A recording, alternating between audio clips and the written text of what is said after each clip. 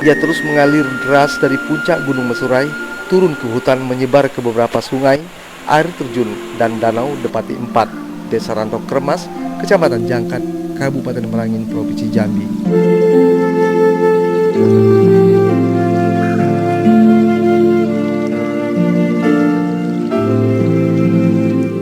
Untuk menjangkau Danau Depati 4 ini hanya bisa dilakukan dengan berjalan kaki sejauh 7 km melintasi kawasan hutan Taman Nasional Kerinci Sebelat.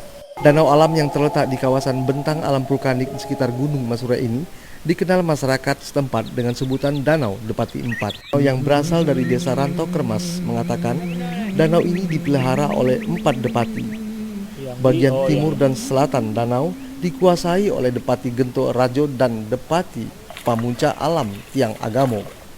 Sementara bagian barat dan sebelah utaranya dikuasai oleh Dipati Payung dan Dipati Naudo Manggalo.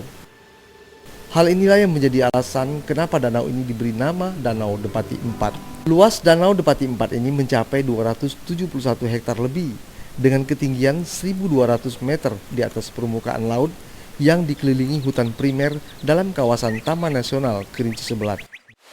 Inilah objek wisata alam Grau Sakti di Desa Renah Kemumu. Sumber panas bumi ini dapat juga berasal dari sisa kegiatan magmatik, gunung api, sesar aktif,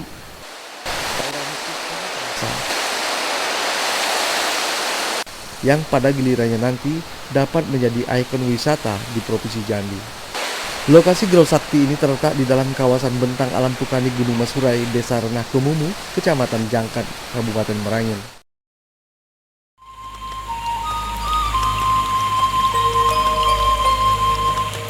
Air terjun yang terletak di Desa Rantau Suli, Kecamatan Sungai Tenang ini dikenal dengan sebutan air terjun tepian Duku Batua.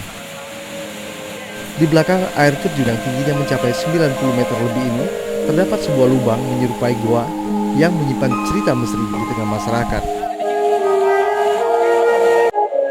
Inilah satu-satunya air terjun yang berada di daerah kami, dari Desa Rantau Suli, Kecamatan Sungai Tenang.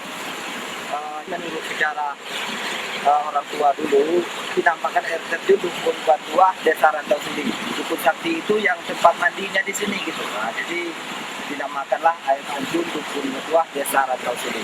Nama sungainya itu Tembesi, makanya dari Sungai Tembesi air ini mengalir ke Batanghari. Jadi di sini hulunya Sungai Tembesi, kemudian mengalir ke Batanghari.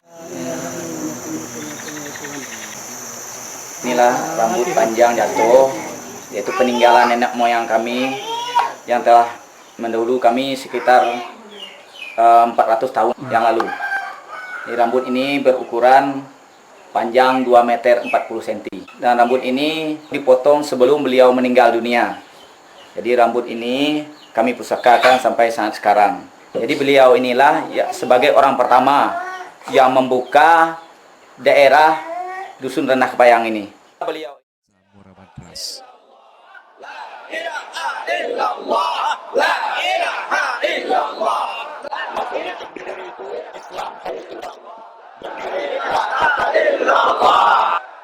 Dibuatkan zikir itu berdiri dan bersatu bersatu dan berkeliling menyebut nama Allah supaya agama itu kuat dan setiap kata itulah arti zikir berdiri. La ilaha illallah, la ilaha illallah, la ilaha illallah, la ilaha.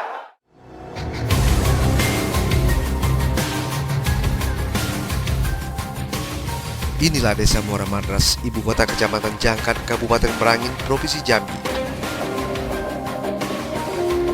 Sebagian besar warga desa Muara Madras sangat menghormati dan mencintai adat tradisi budaya warisan leluhur mereka. Pelestarian adat tradisi dan budaya nikah serempak atau kawin adat payung sekaki masih terus diupayakan warga desa agar tidak lekas punah. Apalagi tradisi ini mengandung nilai gotong royong dan kebersamaan yang menjadi ciri khas desa Muara Madras.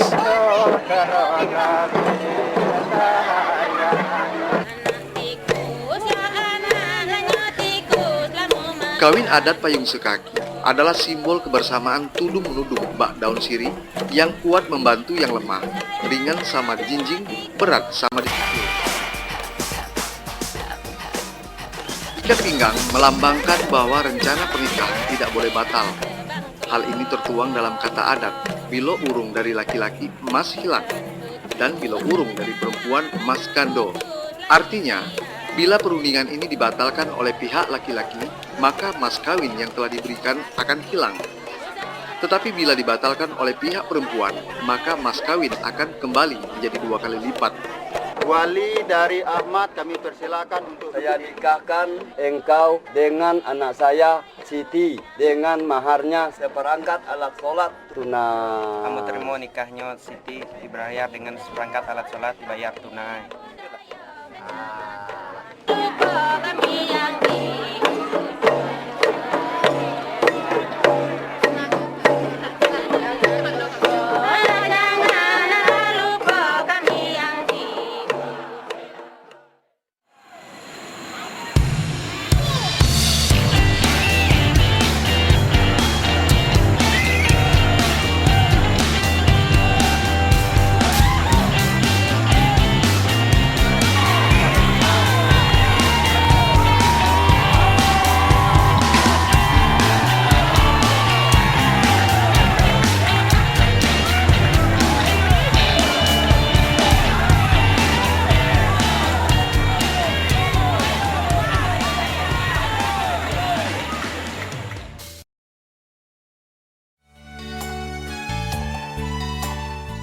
Kabupaten Merangin, Provinsi Jambi, banyak menyimpan potensi pesona budaya yang tersebar hampir di setiap kecamatan.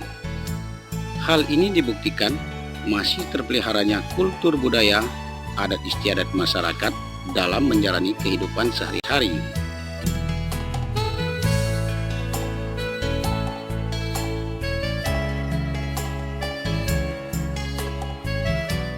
Seperti halnya Kelurahan Dusun Baru Rantau Panjang, Kecamatan Tabir. Di kelurahan ini terdapat rumah tua yang merupakan awal mulanya penduduk Kelurahan Dusun Baru Rantau Panjang, serta 4 desa lainnya, yaitu Desa Seling, Desa Kapak, Desa Muara Jeni, dan Pulau Aro.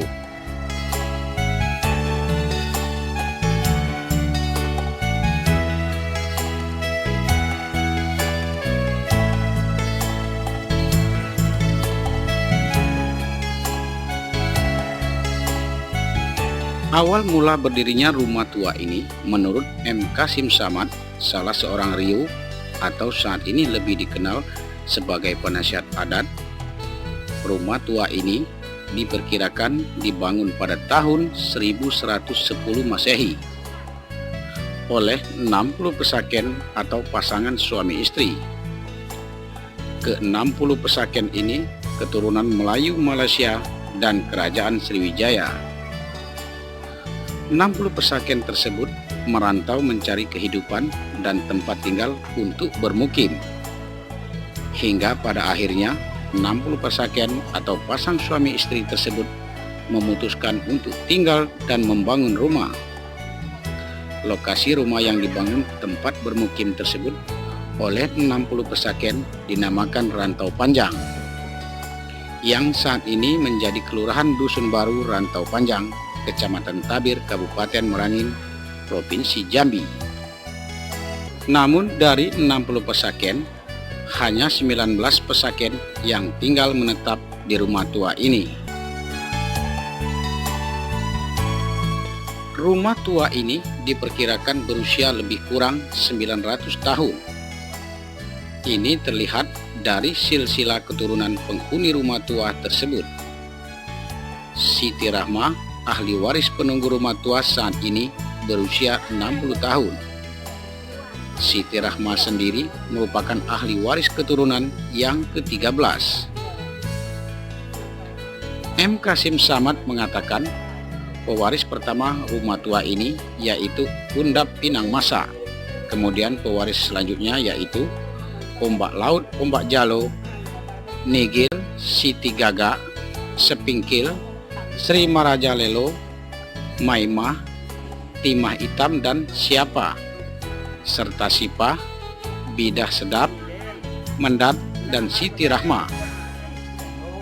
Namun sangat disayangkan hingga saat ini tidak diketahui pasti identitas ke-60 pesakit tersebut. Meskipun identitas ke-60 pesakit tidak diketahui secara pasti, namun kultur budaya, adat istiadat kehidupan mereka sehari-hari tergambar di peninggalan mereka di rumah tua ini. Ini terlihat dari bentuk rancang bangun rumah yang mereka tinggalkan.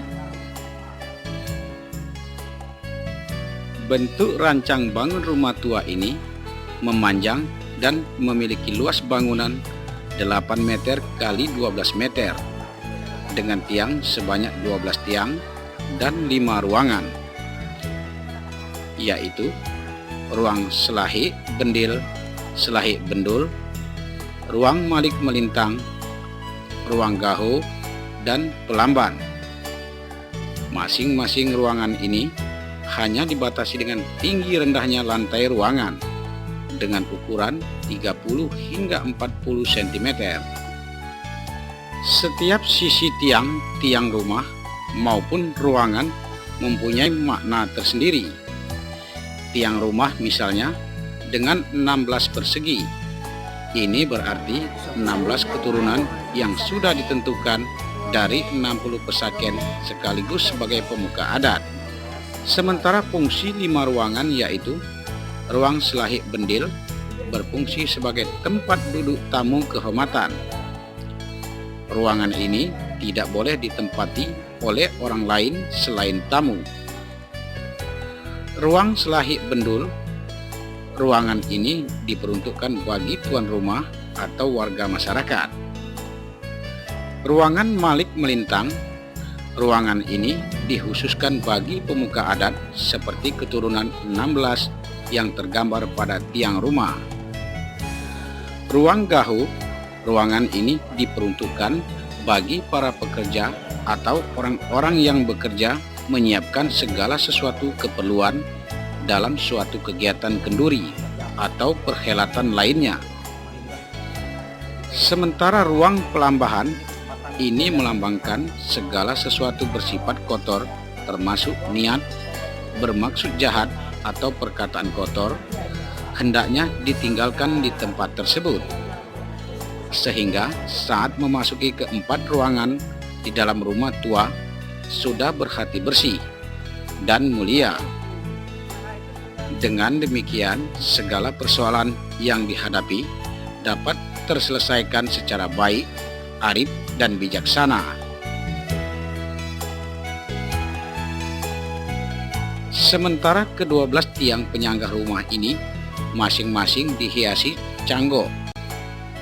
Canggo merupakan tumbuhan yang dianyam atau dijalin sedemikian rupa dan memiliki kantong. Canggo ini sebagai simbol pengusir hantu atau setan. Rumah tua ini memiliki simbol kesederhanaan para penghuninya, seperti alat-alat rumah tangga hingga saat ini masih menggunakan bahan baku alam, seperti tempat air minum yang terbuat dari buah labu hutan, tikar dari daun pandan, dan alat-alat lainnya terbuat dari bahan anyaman yang kesemuanya berbahan baku dari alam.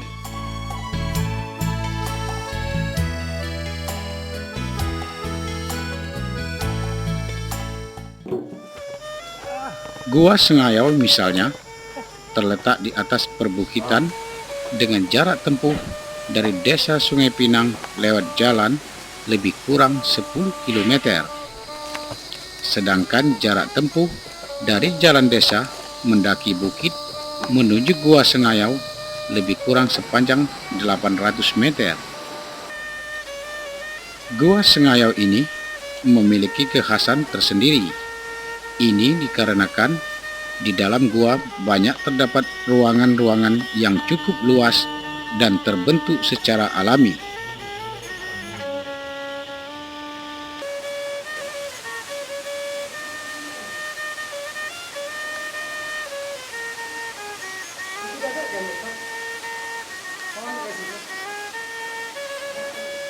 Sementara luas Gua Sengayau secara keseluruhan diperkirakan mencapai 1 km dan pintu masuk ke dalam gua lebih kurang 6 hingga 9 pintu masuk yang tersebar di beberapa titik, baik dari atas bukit gua maupun dari sisi samping sekitar gua.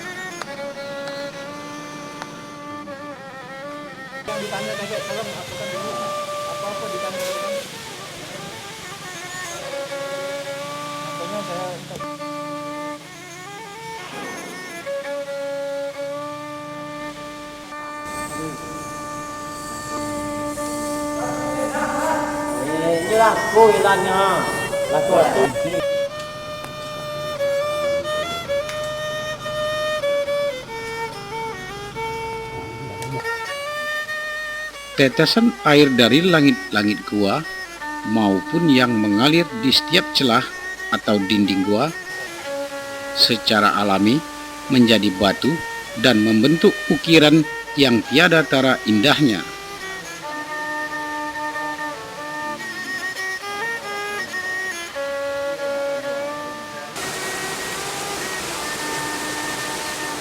Sungai ini mengalir ke dalam dasar gua melalui celah dinding gua, terus mengalir hingga menuju ke sungai besar, yaitu Sungai Manau. Terjun Sigirincing.